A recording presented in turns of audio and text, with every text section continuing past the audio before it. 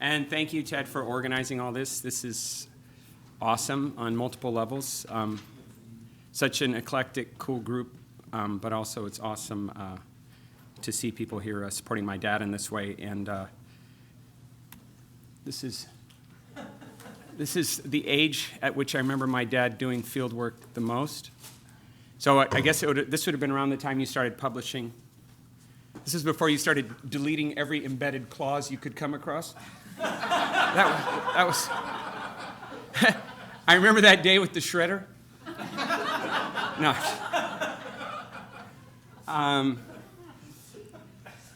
So I'm gonna talk about Pirahā phonetics and phonology today. I guess we have people online. I got to stay near the microphone. I'm gonna hit these 5 points all pretty briefly to try to keep it within 15 minutes. Some of these things you might know. Obviously, other aspects of Pirahā have become more famous, more well-known, but there are some very unusual features of its phonetics and phonology.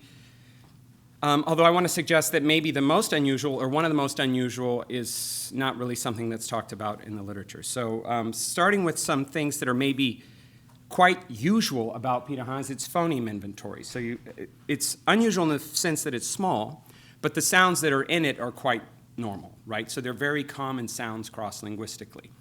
That's true of the vowels, the peripheral vowels there, and it's true of those phonemes, although as my dad has documented in a number of papers, there's some really unusual allophonic variation, and there's a lot of stuff, a lot of complexity on that front.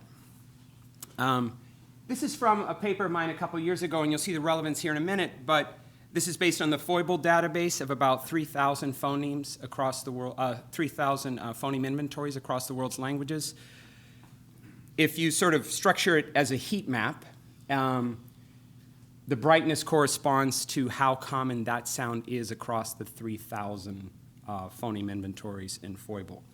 And if you look at the phonemes of Pirahā, they're kind of some of the most common phonemes across the world's languages. So this is the suggestion here is, as a bit of background, is that not all the aspects of Pirahā phonetics and phonology are unusual. When it comes to the phoneme inventory, it's small, but these are very common sounds. But if you've spent any time in the Pirahā village, as a couple, well, at least one of you has besides my dad and me, you know that listening to Pirahā, it sounds not that normal, even if you've spent time doing field work on other languages. All right. So some known rare features of the sound system. This all comes pretty much from my dad's work. The small phoneme inventory tied for lowest with 10. Small vowel inventory also tied for lowest with 3, although the vowel formants, I don't have time to talk about that, but the vowel formants are kind of unusual, right? The vowel space itself is actually pretty interesting, I would say, and the formants are all over the place. And then, as I mentioned, there's some unusual allophonic variation. So, but while these things are not common, I would suggest that they're not outliers either. So if you look at the distribution of, the top one is just phonemic segments across the world's languages, then vowels, number of phonemic consonants, you get more of a, I guess, closer to Poisson distribution where it's not, everything's kind of skewed to the left, so you're going to get, even though Pirahā only has 10 phonemes, there are a lot of languages kind of close to that, right? It's not really an outlier in this respect, even though it's on the low end of things. So that's just a bit of contextualization. The same is true of vowels and consonants. So about 5% of the world's languages, something like that, have a vowel inventory of about 3 vowels. So moving quickly here. This is just a little bit, I did a very, in the paper for the volume, I did a very blunt assessment of some of the common sound patterns in the language just by importing 150 words from the UCLA phonetics database, data that you collected with Peter Ladefoged back in 1995, I believe. And you can get a sense of what are some of the common sound patterns in the language. I'm just going to highlight a couple of them. One of them that's to me that stands out is just how so many words start with a glottal stop and end with the high front vowel. That's just kind of overwhelming. In fact, 86% of the transcribed words in that, and those 150 words, and then some of the other words I could find, some of the other word lists I could find, this is just a very common pattern. And then if you look at, I'm not going to bore you with all the sort of common two sound sequences, but this I sequence is just overwhelmingly common. It's in about half of the words. So if you take that all together, what would be a typical sounding Pirahā word? It might be something like this, apahai, which, now you see how poorly I remember Pirahā. Is that one of the arrows with the thing at the end to kill birds, the blunt? Yes. Is that kind of arrow? Okay, yeah. All right. So if I'm ever in the village again, I'll know that word, and it'll come in handy. But anyway, you get a sense of this is a typical sounding word in that it starts with a glottal stop, ends with this E vowel and this common AI sequence. And then you'll see in a minute how it's very representative of Pirahā in a way that demonstrates how unusual Pirahā is in this respect that I want to get to here in a second. Okay, so these are the features that I want to spend the most time on, which is the ways in which, to me, it seems like a global outlier. I'm sure there are others, but this is something that you can see just by looking at word list data across thousands of the world's languages. So there's 2 points. One is the degree to which the language relies on vowels, which is kind of off the charts. I mean, literally off the charts. And then the degree to which it relies on laryngeal articulations. And then I want to suggest, towards the more speculative part of the paper, that this is part of what makes the language so difficult to learn. Actually not that speculative, because I've seen people try to learn it and struggle over and over, and I think this is one of the things that they struggle with and that I've had challenges with. And then we'll get to why I think my dad was particularly good at learning the language. So let's look at the degree of reliance on vowels. So this is from an unrelated paper, but looking at it's very simple. This was based on about 6,000 word lists in the ASJP database, and then just calculating what's the ratio of phonetically transcribed units in that database that are vowels as a proportion of all the sounds. And if you look at this, and this is just this isn't all the languages, but this is the largest language families, you'll see in the ridgeline plot that the languages at the bottom that rely the least on vowels are languages that are well known to allow for complex syllable structures and sort of consonant clustering. And then the language families towards the top are ones that are kind of well known to rely on simple syllable structures. Pirahā is in the red box. So this is from a forthcoming paper of mine. Now, the raster layer with temperature that's not really relevant to this talk. The top 10% of languages in terms of how much they rely on vowels, according to this sort of blunt force metric, are on the panel A. The bottom 10% are in panel B. I think this is due to some elements of ecological adaptivity, but I won't bore you with that argument right now. Point is that Pirahā is one of the top 10%, but it's a lot more than that, actually.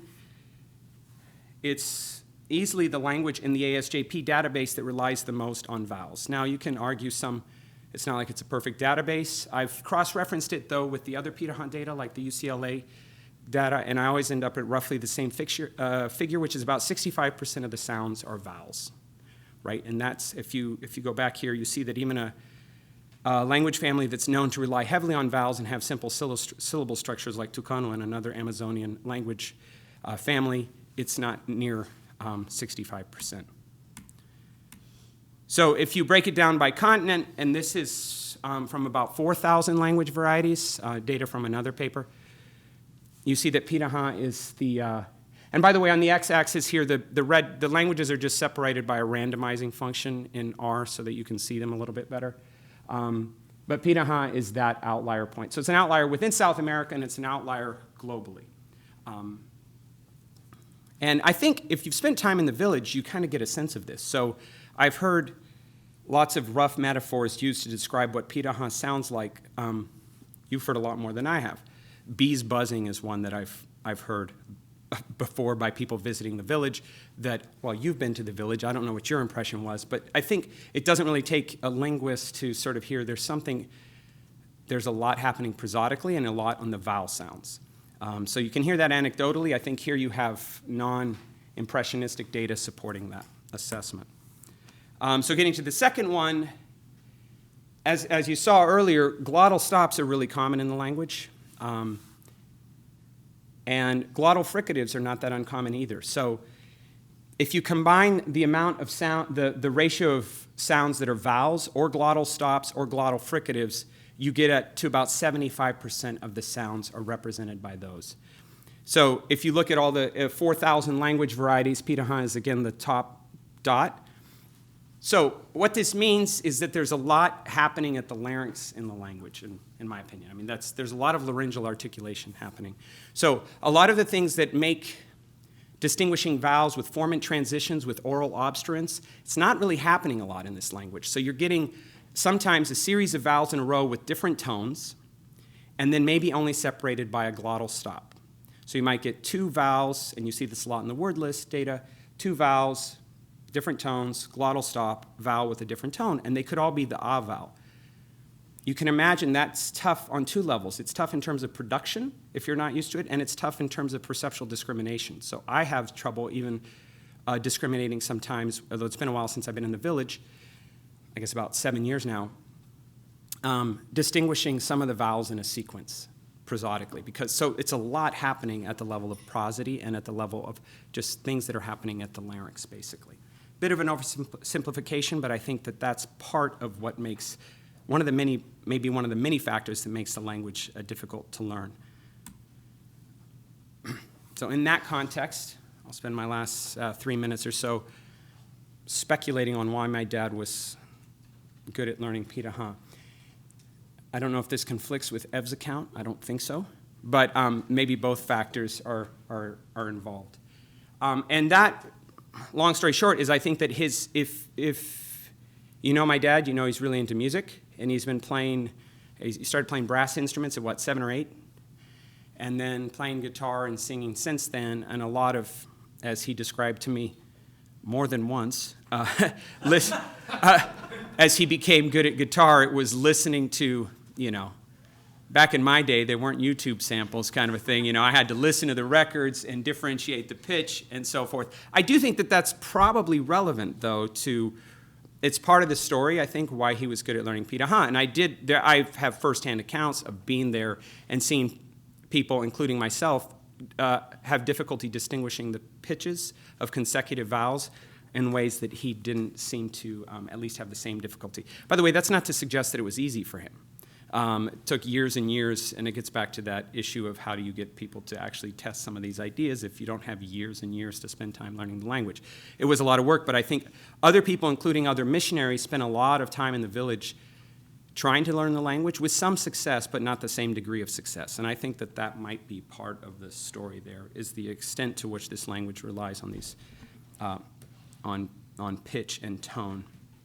But there's more to it. So I think there's some recent, or in one case, forthcoming supporting effort for this speculative idea. So point one is that tonal languages exhibit greater pitch precision on average as measured via jitter.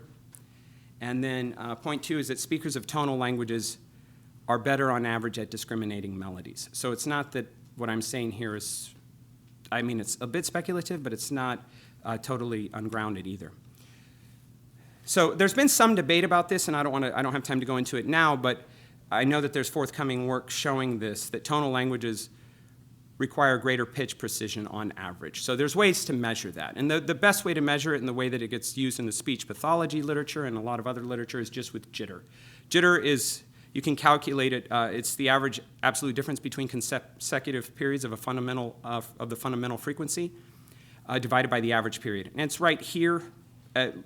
Maybe looks a little bit elaborate, but it's actually pretty straightforward to implement, and there's a script in Prot that you can do this with, so you can look at audio files and look at the degree of jitter. In the forthcoming work, they show over hundreds of languages that jitter rates. This eventually gives you a percentage. For tonal languages, it tends to be a lower percentage. For non-tonal languages, it's a higher percentage. So I just came across that work very recently, so I haven't had time to test this idea, but I did look at about 100 audio files for one speaker in Pirahā, and the jitter rate was 1.5% to 2%. That's exceedingly low. So that's a project if someone is interested in testing, is going through all the Pirahā audio files and seeing if that is actually consistent or if that's just that one speaker. So that's one point. And then the other point is this very recent paper in Current Biology based on a few 100,000 speakers, where they observed that whether or not participants had taken music lessons, native speakers of all 19 tonal languages in their sample had an improved ability to discriminate musical melodies on average. So there does seem to be some overlap between processing of a tone language, production of a tone language, and melody discrimination. So was that part of the reason that my dad was good at learning Pirahā? I think maybe it's part of the story. I don't think it's unreasonable. You can ask him his impression of that conclusion of mine. So a couple of concluding remarks. Pirahā is an outlier with respect to its reliance on vowels and, as a result, tones, because the vowels carry tones. It's an outlier with respect to how much it relies on laryngeal articulations.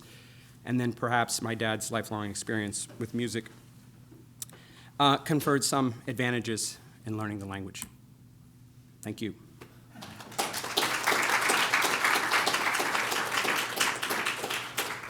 And that is not the village. That's southern Brazil, the beach. Yes, Jeff. Caleb, didn't you just switch the direction of the implication on the result about tone languages and melody perception? That said, if you speak a tone language, you'll be a bit better on discriminating melodies. And then you attributed the possibility to Dan that because he knew melodies, he could do tone. No, I very much did that deliberately. There wasn't any subterfuge. But was it illegitimate? No. That's why I prefaced it by saying it was speculative. However, I think what we have is a demonstration of some overlap between those skill sets, right? So whether that works in the other direction, we don't know for sure. But I don't think it's an unreasonable, like that someone that spent a lot of time discriminating pitches to learn music is maybe going to have some advantage there. But yes, you're absolutely right. In terms of what that study showed, it was the other direction. I mean, they're so different because music has to be carefully learned, whereas speaking your tone language, you just pick it up as a baby. Yeah. No, true. I actually think it might be stronger the other way because of what you're saying. So there might be, because if you spend a lot of time, listening to pitches and trying to discriminate them. And I think some of us saw this maybe in your first phonetics class. I know I did when we got to tone, that the ability to distinguish tone varied widely across the class. And when I occasionally still teach phonetics, I'll see that with students. Yeah, really does. Yeah. How do you explain the unique phonological properties? Oh, we need a...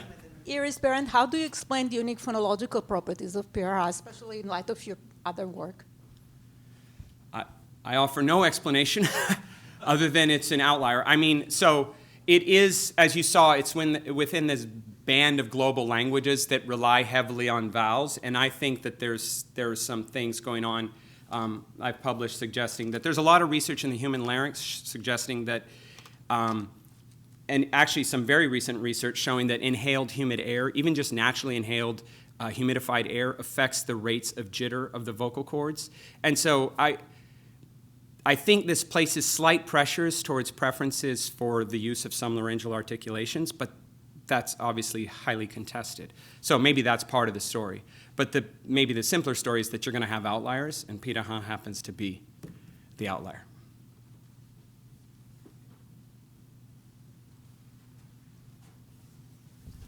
Yeah. Hi, Sasha Griffiths. Hi, I was thinking, as far as I remember, like your most well-known research is on like what you didn't want to speak about, ecological factors that make language structures arise in particular environments. And then there's this idea of the serial founder effect, like the further you get away from the source of language, which is, East Africa or somewhere, the less material they will have, basically, similar to DNA, yeah? Yeah. Do you think Pirahā is shaped by, that's speculative, of course, shaped by the environment that it's in, which is sort of what Dan has suggested a couple of times, or because it's so remote? I mean, I hesitate to offer any accounts of individual languages that relate to those, because these are just like probabilistic, subtle patterns, you know what I mean? In terms of the serial founder stuff, I think you're referring to Atkinson's paper, and speaking frankly, I never bought that paper at all. I also thought it was one of the coolest papers I'd ever read, and at the same time, and it ignited a lot of interesting work, in my opinion. But no, I don't think it's really relevant here, but Yeah, that's my opinion. All right. Thank you very much. Thank you.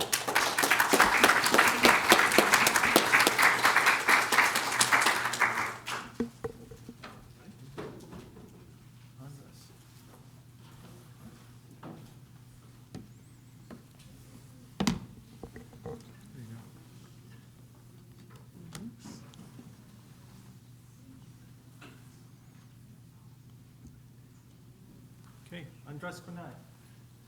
All right, so without further ado, let me start with what people in the morning started with. And since both Ted and Jeff discussed this much better, I'm going to be very brief about this. Dan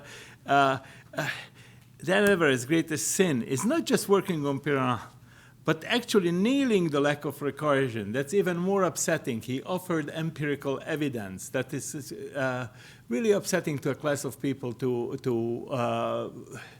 confront you with facts that actually go against your theory. This creates such a strong, I don't know, sense of cognitive dissonance or something that you gotta do something about it, and if you cannot do anything, you basically attack the man argumentum ad hominem all the way, and this is what happened, as sadly documented by Jeff in great detail, without particular basis in the facts has been documented by Ted in great detail. All I want to say is from the mathematical perspective, there is really nothing untoward in the fact that if it is true, and I think it is true, that Pirahā can be described by a finite automaton.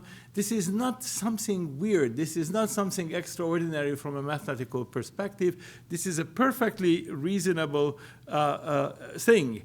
And I have a paper on this, which in the end there will have a literature that you can read if you want to have more details on why mathematically this is a normal situation.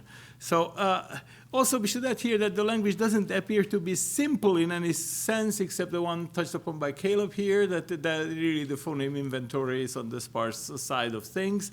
But the morphology doesn't appear to be simple. Nothing appears to be information structure. You name it, it's not simple. So there is no reason to believe that this is somehow degenerate or whatever. The language appears perfectly normal, also mathematically. Okay, so this is like burning down the sacred grove, right? What could be more outrageous? Maybe a ternary stress pattern that could also be pretty outrageous, right? So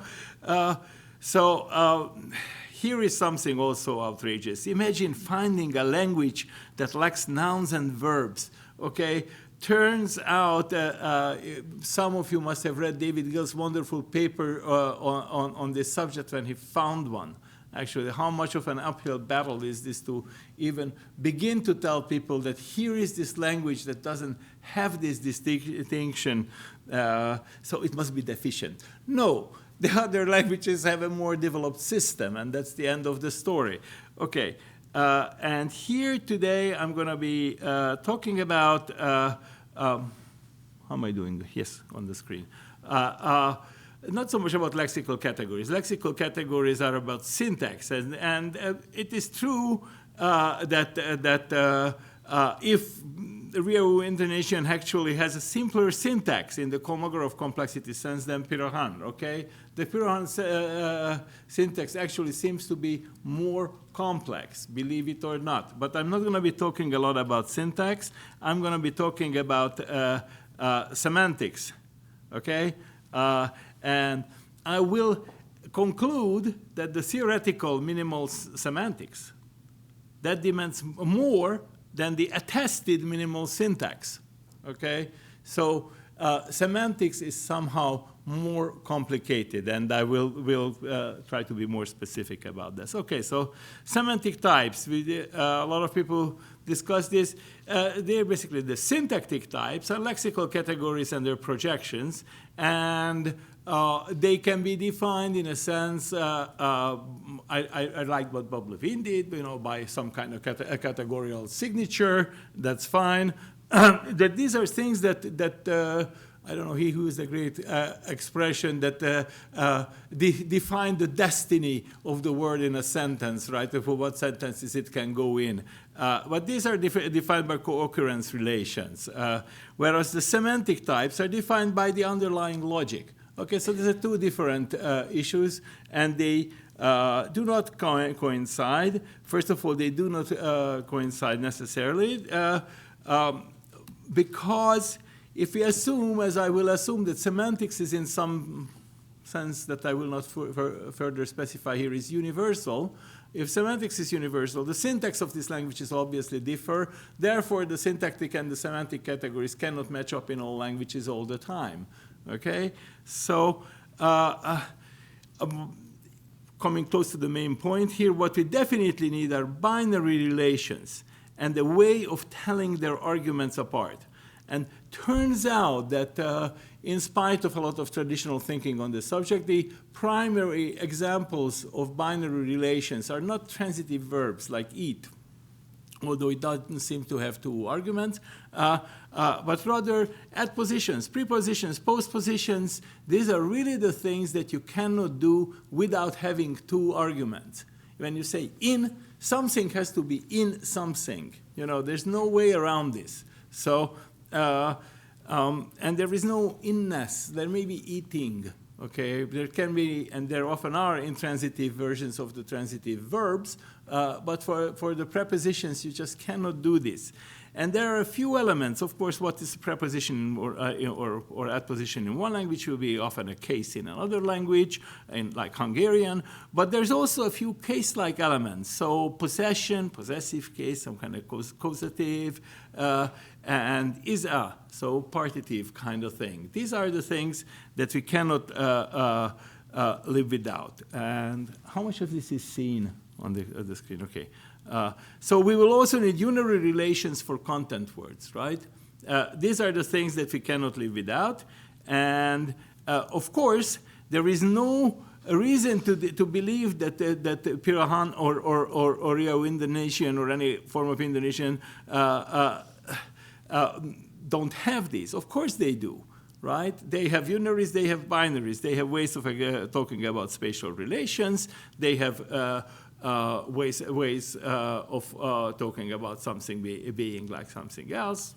I'm not going to go into it here, but it's obvious from any sample of any of these languages that they have these semantic relations here. Okay, so semantic knowledge. This is in reaction to Ted's question to Iris about what is knowledge. So I'm going to offer a brief typology and say what and can be handled by the kind of semantic representation theory that I'll be discussing. That's in sort of in the background of this work. There is a whole theory of vector semantics. Nowadays, these word vectors are supremely useful, have proven their supreme usefulness in computational work, applied work.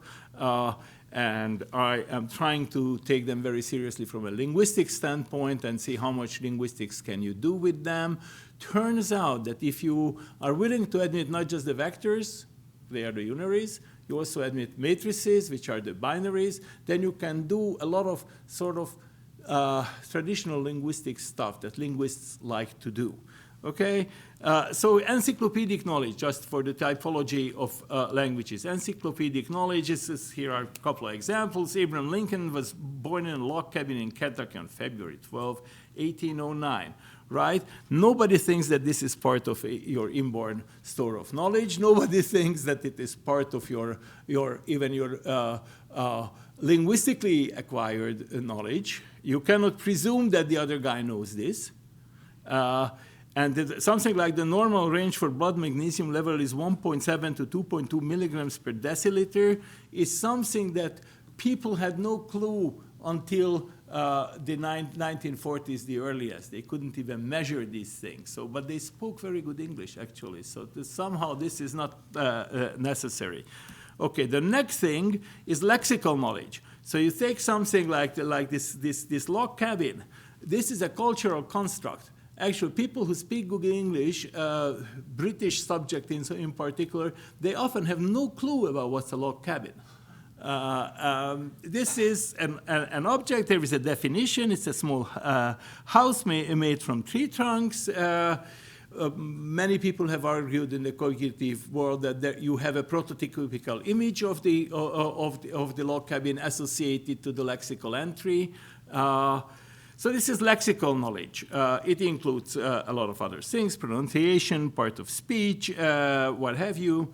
Okay.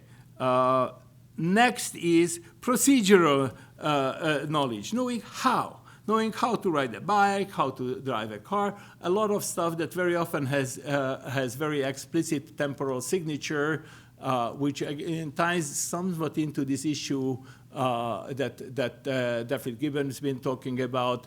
Temporal signatures are important for a lot of things, both not just at the discourse level, also smaller levels and higher levels. So,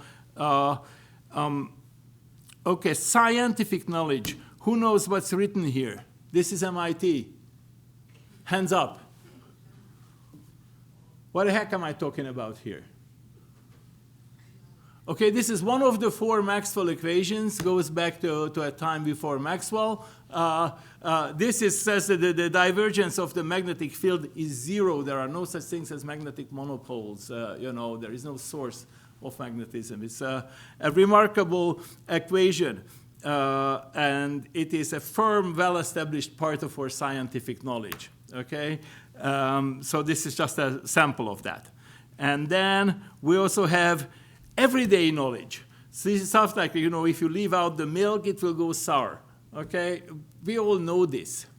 Okay, so if you look back at, and this is a very important design choice that in this theory of knowledge representation that I will be talking about, we have made. Historically, knowledge representation as practiced by AI greats from the 1960s onwards tried to sort of bring everything under the one knowledge representation umbrella and tried to actually represent Gauss's law of magnetism by the same tools that they try to represent everyday knowledge and lexical knowledge and encyclopedic knowledge and even procedural knowledge. They wanted it all. And this theory is more modest. It aims at less, and it says that, no, we cannot do the scientific stuff doing with this kind of representation. This is geared towards natural language. In particular, it's geared towards sort of naive theories of how people think about things. And a lot of the encyclopedic knowledge is amenable to this, a lot of it is not. Certainly all the lexical knowledge is, and none of the procedure knowledge really is. Okay. That's why we say that some of this stuff is ineffable, right? You cannot even express it easily in linguistic terms. So vector semantics, we can go a little bit more beyond the vectors. You see, once you have the vectors, you actually, in n space, then you also have a system of polytopes. You have, between every 2 vectors, you can take a perpendicular hyperplane that separates those 2. So you're given a little bit more structure than the points themselves. And this, I'm not going to go into any detail of this. The easiest thing is a Voronoi tessellation, where each polytope is given by selecting the point that it's closest to. You have a set of distinguished points, the vectors, and then around each of one you can grow a polytope. Thank you. I'm going to skip this, actually. I do mention that these are actually very important for psycholinguistics ever since Gardenforth, and for probably approximately correct learning. So for machine learning, starting with the work of Les Valiant, these polytopes, they matter. Okay.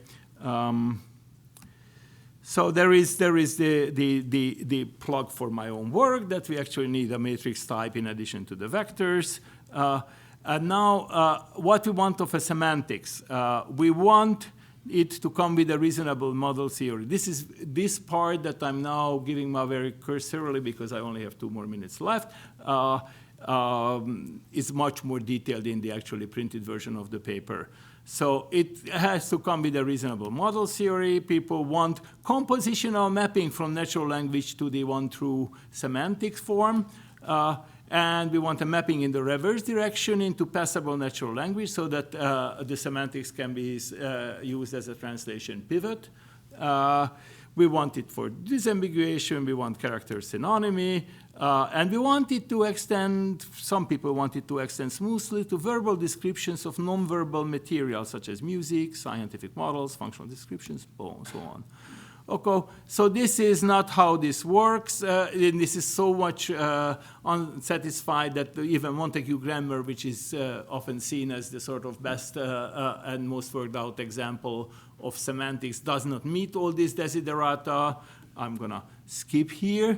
I will talk about compositionality. This is the main thing. We want it in both directions. We don't just want the meaning to be computed from the text. We also want the text to be computable, at least some form for the meaning. And I got a harsh stop sign, but on my own watch, I think I have 1 more minute, which I will take use of.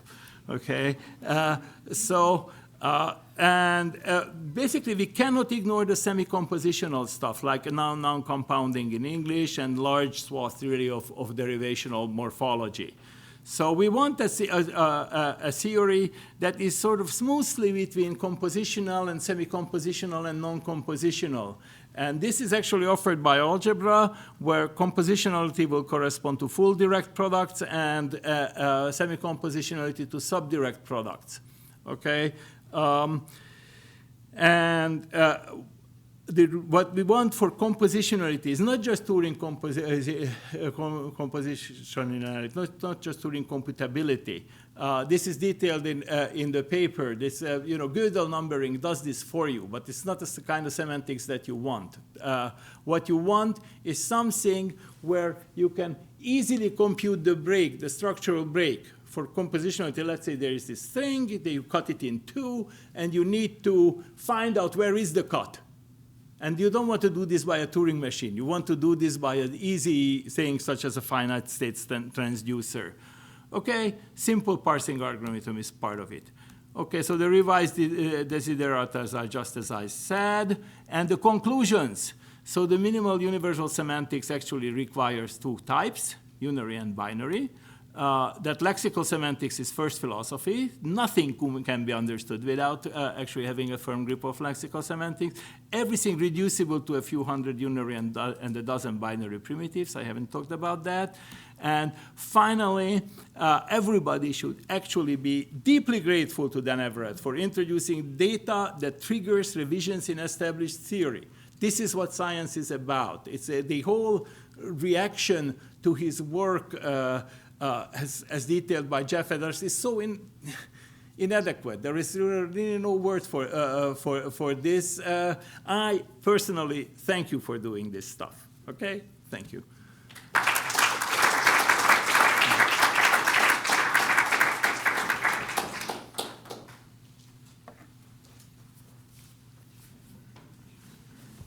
Thank you. Iris Berendt. So assuming that Pirahā has no recursion in syntax, is it plausible that it might have semantic recursion in kind of as in like for the formal mechanism that you need to define the semantics? Yes, yes. It is very plausible. They will be able to say these things. David gives example about the boy who kicked the dog that I don't know, stole the meat from whatever. It doesn't have to be sentence intentional. And yes, you should find these kind of, if you wish, embedded structures. You don't get them by sort of the standard computer science recursion mechanism. Nobody claims that you do, at least nobody in their right mind should claim that you do. But sure, the answer is yes.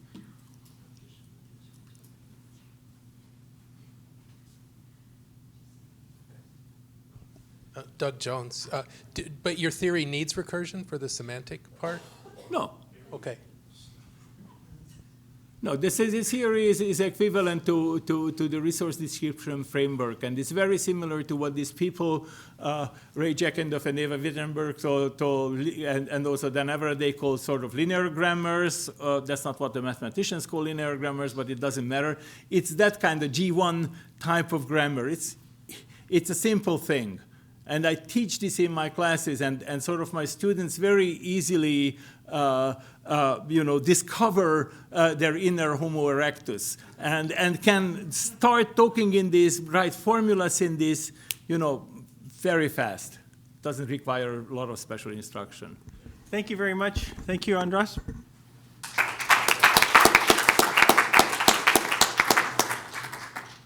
I stole your.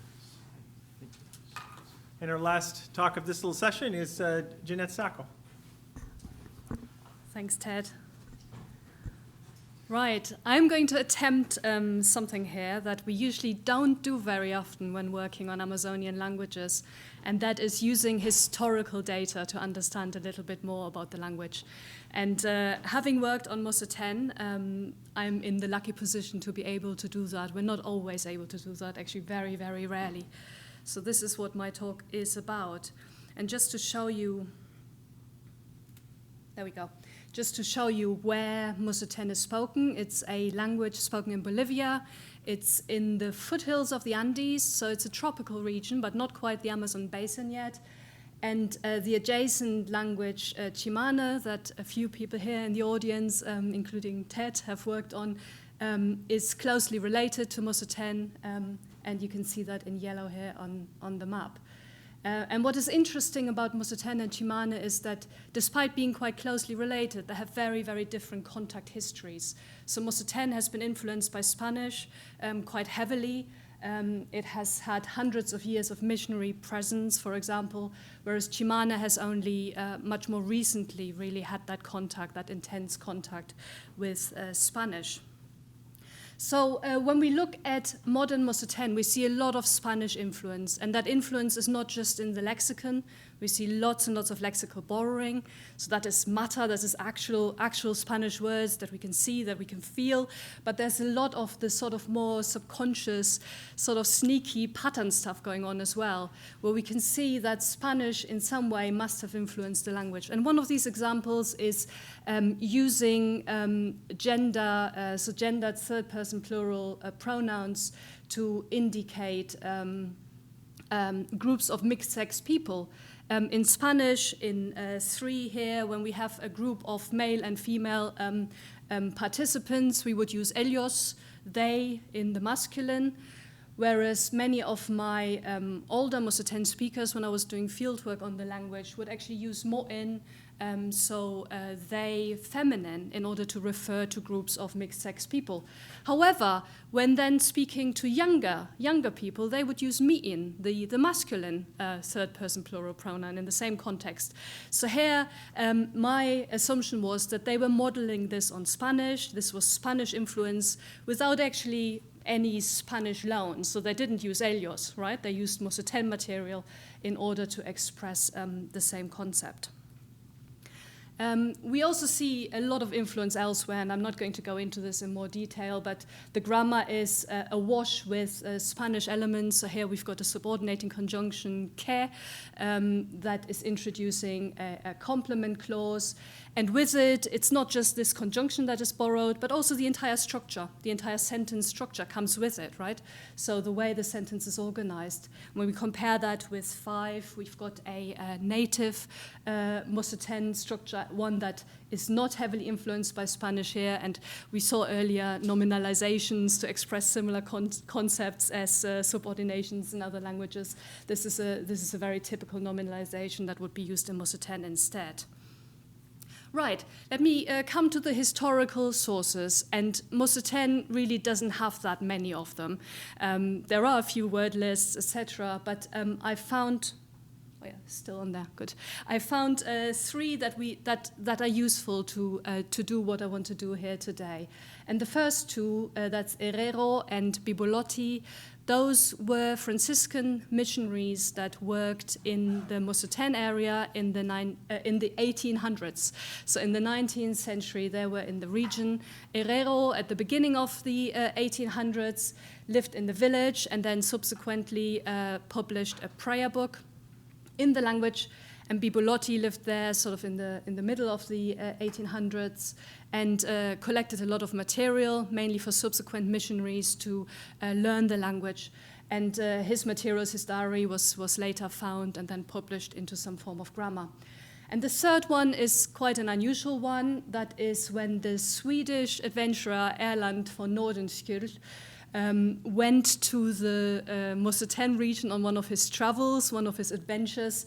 He encountered the speaker Thomas Wasner, who was able to read and write in his language, and Thomas Wasner agreed to write down 3 short stories for him in the language. So this is the very first native language, native speaker material we have for the language 110 years ago. And again, this is not necessarily something we often find for Amazonian languages. Right, so when we look at these historical sources, obviously we do find a lot of lexical borrowing. So as I said, Herrero was publishing a prayer book. He was introducing Christianity to the Mosetén people. And in order to do so, he had to rely quite heavily on Spanish, especially terminology of a religious nature. Interestingly, also quite a lot of that was verbs integrated into Mosetén already. So we have here a number of forms where, like to attend mass, to confess, etc. These elements were quite easily slotted into the Mosetén grammatical system. That's the way the verbal system of Mosetén works, but we see some form of loanword integration. And the same across the other types of historical data. So Spanish influence was quite pervasive already. But I'm not that interested in the lexical stuff. I'm interested in the grammar. And I'm particularly interested in those sneaky pattern loans. So the ones that go under the surface, that don't come with any lexical elements from Spanish. And I've decided to focus on 2 here. The first one I've already introduced, that's that gender reference to mixed sex groups. So is it the masculine or the feminine gender that is being used? And the second one is word order. And in particular here, just zoning in on the word order within the noun phrase, namely, is it adjective noun or noun adjective, because that's quite an easy test case to use.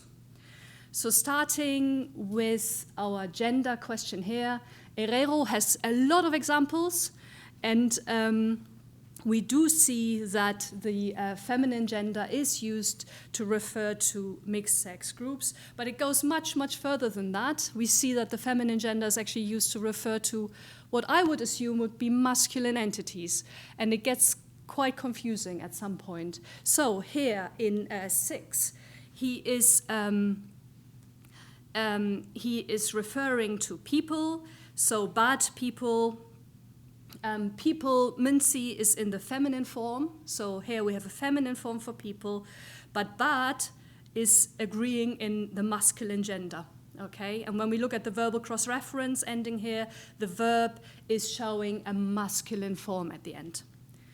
Right, it gets more confusing.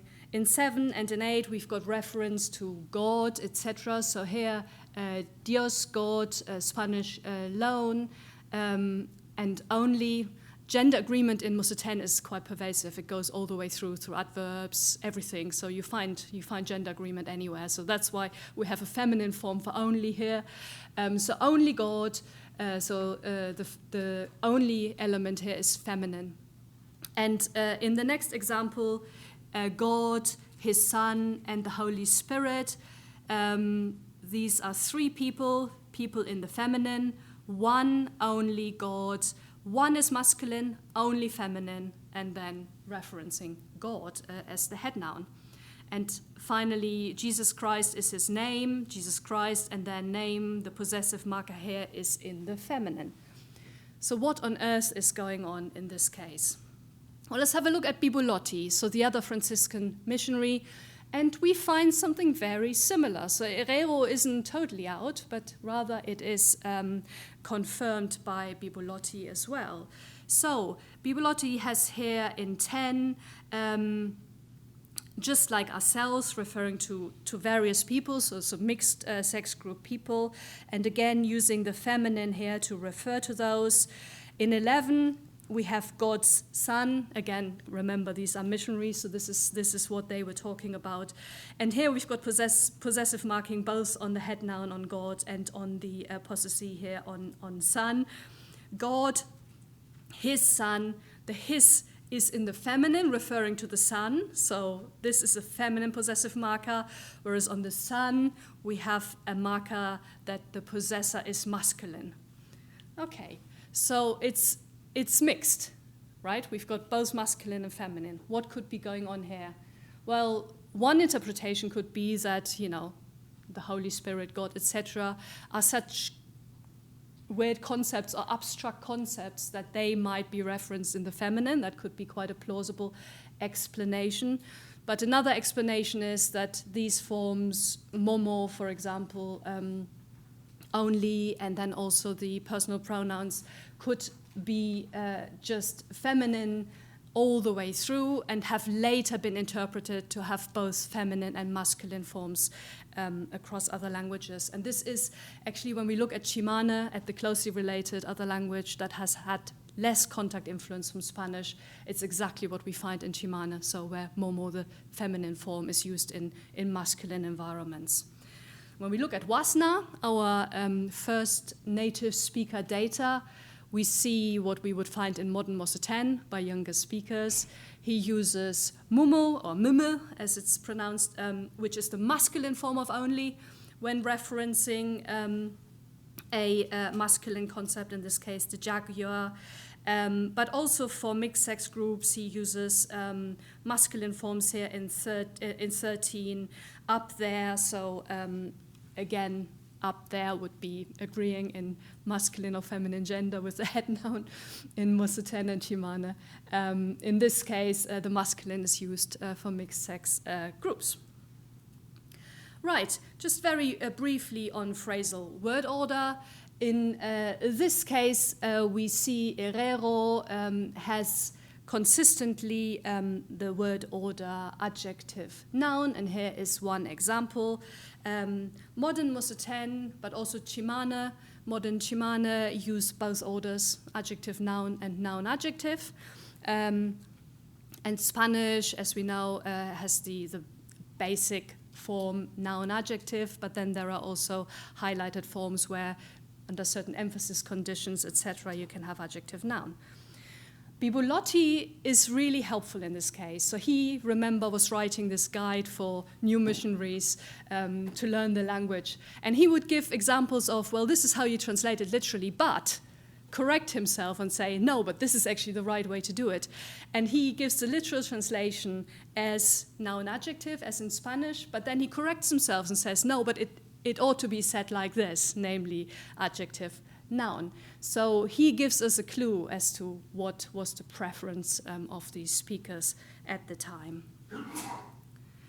When we look at Wasna, again, nothing really. I mean, he has a number of cases where NPs appear with a noun and an adjective, but the adjective appears after the noun in this case. So peaktje poromasi, old stories, so peaktje story, poromasi old. But he puts a comma in between them. So he quite deliberately makes this decision of separating them out, and we see more examples of this type. Okay, so I've looked at two things here: the gender agreement or the gender marking, and the word order. When I first started working on Mosetén, I thought, yeah, these are definitely contact-induced. I can't prove it because all I've got is synchronic data. But, you know, I've got a very good argument for why that is the case. Have a look at Spanish. Let's look at Mosetén now. Let's look at what the older speakers are doing. Okay, this must be a case of contact influence. And I think the data we have here from our historical sources shows that too, but, and I put that in red there, it's not quite as straightforward as we would hope. It never is it? I mean, it would be boring if it was. So we find that the two missionaries obviously can give us clues as to what's going on. However, we have to remember that these were native speakers of the language. They relied quite heavily on elicitation, translation, in order to get to where they wanted to get. And other than those examples by Bibulotti very clearly indicating speaker preferences, we don't really have any further information from them. When we look at Thomas Wasner, then, the native speaker writing down his stories, we've got a totally different picture. So Thomas Wasner is actually the grandfather of my main Mosetén teacher I used to work with in the 1990s, the late Juan Wasner. And Juan always told me about Thomas Wasner as this really modern man, you know, one of the few people who actually worked with the missionaries, learned to read and write, was fluent in Spanish. So he was a very, very modern person. And henceforth, also his Mosetén is actually quite heavily influenced by Spanish already. What we find in his Mosetén is not necessarily what we find in the language of some older Moseténers alive today, living in remote areas. So that makes it even more difficult. So to stop, thanks Moshe, to stop is just to say sometimes we just need data from a whole lot of resources and sources. So the synchronic variation we find across a language, the comparison maybe with a neighboring language like Chimane, it's really quite handy for Mosetén actually to have a language that is that closely related and has had a very different contact history. But then also those few historical sources that we can find. Okay, thanks.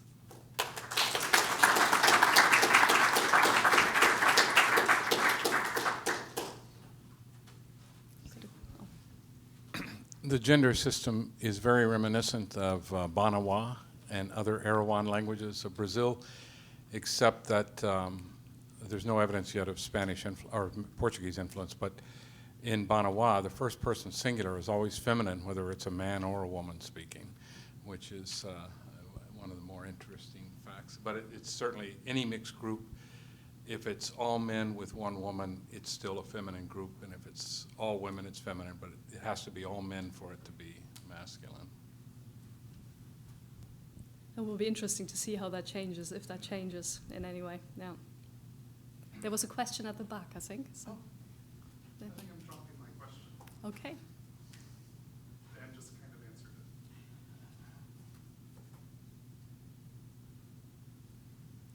All right, well, I'll ask that. There is a coffee break after this, so. Hi, Josh Hartshorn. So actually, I'm Mosetén was the only American language I was aware of that had a gender system, and I had just assumed that it was borrowed from Spanish, but I hear just now that there are others, and I was curious, where are there, like, more about, because I mean, like, gender systems are usually associated with Indo-European languages. I mean, you get, like, obviously, like, the Bantu languages have their noun class system, but those are very different, right? You have a lot of American languages that have animacy. Is it weird to see a gender system pop up in unrelated languages that are very much not Indo-European?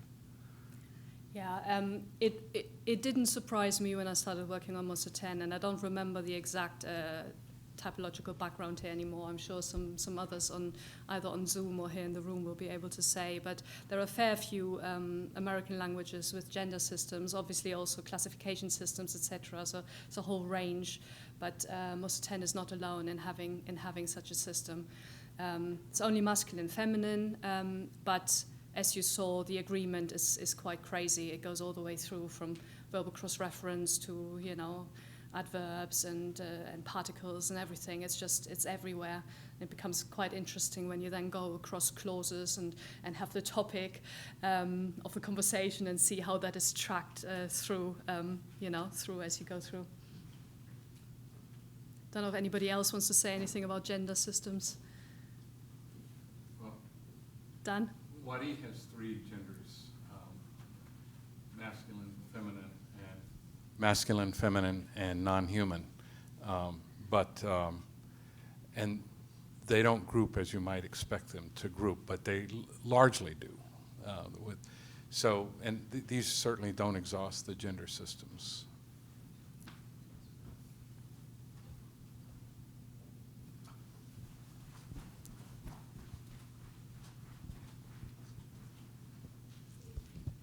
Hi, my name is Mira Sana. I have a question about, so I'm not a linguist, but I'm curious to understand how, like, the history or how, for example, why did Spanish influence particularly the gender system and not other components of the language?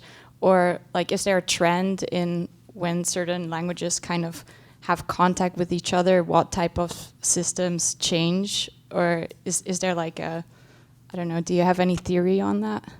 Yeah, and actually that's something I worked on, so thanks. We do see a lot of influence, not necessarily in the gender system, which is the case here, but we do see a lot of influence in things like clause combinations, etc., across languages, and it's something I worked on with Giro in the early 2000s. We looked at different contact histories and different contact situations across the world to see what was actually mapping, what was most easily borrowed and what wasn't. And I don't know if you remember the example I had with the subordinating conjunction, that, the que in Spanish. That is very, very typical that we find that across languages.